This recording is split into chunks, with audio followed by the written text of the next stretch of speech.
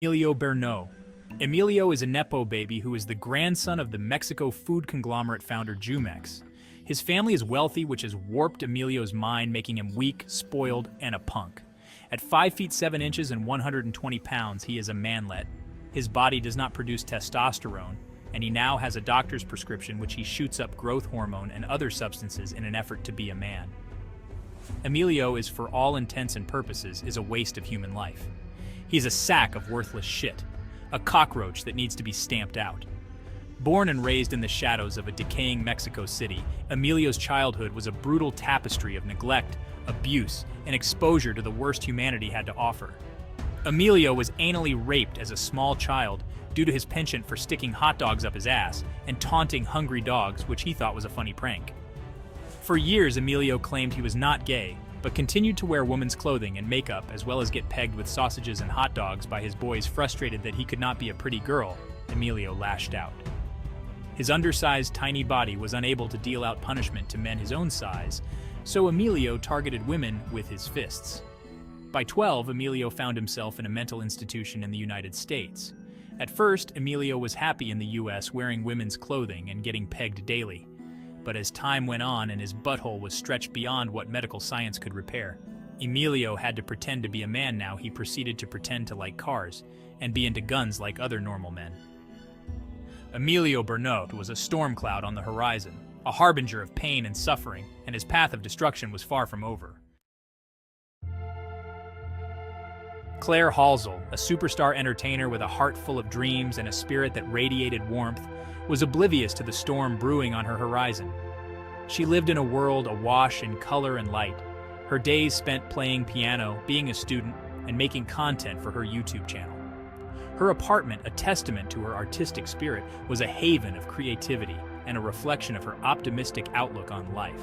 It was a world away from the darkness that clung to Emilio Bernot. One fateful evening, as the sun began its descent, casting long shadows across the city, Claire received a DM from a content creator. She was engrossed in her work, oblivious to the world around her, when a voice interrupted her flow. I'm very famous in Houston, and maybe we could collab. The voice said, smooth and laced with a hint of an illegal accent that sent a shiver down Claire's spine. She put her suspicions aside. He was a cross-eyed little twerp of a manlet. What harm could he do? He was harmless like a cat. Sure, I guess we could do a collab. She replied cautiously, her fingers hovering over the keyboard. She couldn't shake the feeling of unease that washed over her, a prickling sensation at the back of her neck. I'm Emilio Bernot, and I want to make a stream together. The day of the stream, Emilio raced to Austin, driving 3 hours at 127 miles per hour and getting 2 tickets along the way. As Emilio arrived, he acted strange. He was sweaty and nervous. Emilio referred to Claire as his future wifey, which stunned Claire and made her blood run cold. Emilio also took pictures of Claire while she streamed, which was creepy. I just wanted to keep a memory of us, Claire. Is that so wrong? His voice, once soothing, now carried an edge that made Claire's skin crawl. His eyes were crazed. He demanded to be pegged with a broom handle. Emilio, get the fuck out of my apartment, you weirdo. Emilio became enraged and let out a high-pitched scream. We're not over, Claire. We're never over. Claire knew deep down that this was far from over. Emilio exposed himself as a crazy, desperate, illegal Mexican beaner, and Claire was scared at what he was capable of. Claire's unease grew as she confided in her friend, hoping for some clarity and support. I don't know what to do. Emilio, he's not who I thought he was. Claire, you need to be careful. Emilio is a drug-addicted freak with a receding hairline, zit volcanoes on his back, micro-penis rage, and a blown-out asshole.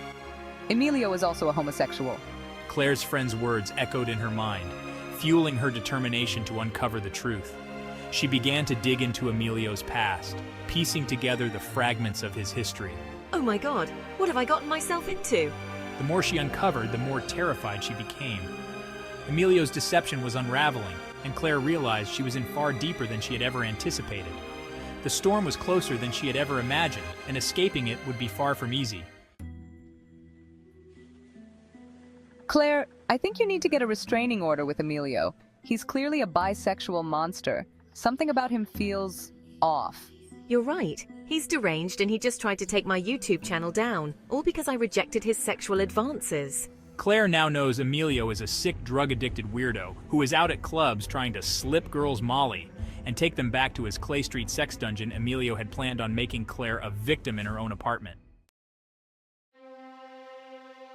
Emilio, I found out you were following me yesterday. What's going on? Claire, I was just worried about you. I wanted to make sure you were safe. Emilio's stalking had escalated. Emilio happened to know when and where Claire was at all times. Shui couldn't understand why at first, but then one day cleaning her apartment she found a camera. Emilio had bugged her apartment and was tracking her every move and call. Claire, you don't understand. I need to know where you are at all times. Emilio, this is illegal, you fucking monster. You'll be deported and serve the rest of your pathetic life in a doughy Mexican prison. Emilio's obsession could not be stopped. His need to control and possess Claire grew stronger with each passing day, setting the stage for a dangerous escalation. As Claire's life takes a darker turn, she begins to feel the weight of Emilio's presence more than ever. I can't shake this feeling. It's like he's always watching, always there. Claire, you need to take this seriously. Emilio is dangerous. You can't ignore the signs. Emilio's obsession grows, and his threats become more direct and terrifying. Why won't he leave me alone? What does he want from me? You can't escape me, Claire. No matter where you go, I'll find you. I'm in Austin as we speak, circling your building. With the authorities closing in, Emilio's situation becomes increasingly dire. Emilio is on the run from immigration officials and the police. If found, he faces life in prison and deportation. Desperation drives him to take drastic measures. He is likely living as a woman but should be considered armed and dangerous.